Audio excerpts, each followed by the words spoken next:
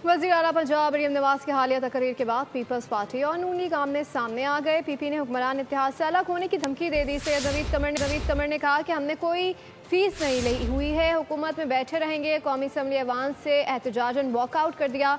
PTI अरकान ने speaker DISE के सामने अपनी असम्बली लगा ली।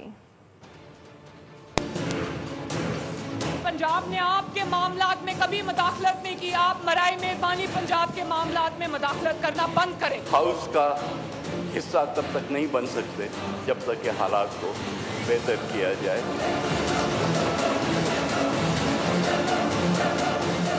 कौमी असम्बली में पीपल्स पार्टी और नून लीग आमने सामने, एक दूसरे पर इल्जामात की बारिश, सियासी दर्जा हरारत बढ़ गया। पीपल्स पार्टी ने हुक्मरान इत्तेहाद से अलग होने की धमकी दे डाली। इजलास से वॉकआउट, एहतजाज और नारे। मुझे मजबूरन ये कहना पड़ता है कि हम इस हाउस का हिस्सा तब तक नहीं बन सकते जब तक कि हालात को बेहतर किया जाए।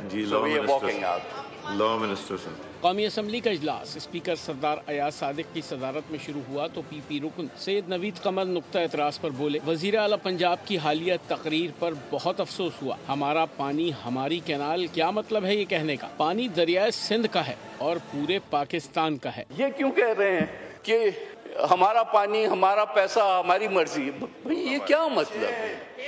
इसका क्या मतलब है? हमारा मुल्क है, सबका मुल्क है, लोग हमारे। मजीद कहा, हमें तो ताने मिल रहे हैं कि हमने हुकूमत को कंधा दिया हुआ है, हमें कोई फीस नहीं मिली हुई कि हम आपके साथ बैठे रहें। हमारे लिए हुकूमती बेंचों पर बैठना मुश्किल हो रहा है। हम इतने साल से इनके ताने सुन रहे हैं कि जी आप इस हुकूमत को कंधा दिए हुए हैं। का जवाब ये तो नहीं होता जो कि कल हमें मिला है। सो सर, इन हालात में हमारे लिए बड़ा मुश्किल हो रहा है कि हम हुकूमती बेंचों के साथ बैठें। वजीर कानून आजम नज़ीर तारण ने पीपल्स पार्टी को मनाने का ऐलान किया तो स्पीकर ने इजलास जुमा 11 बजे तक मुलतवी कर दिया।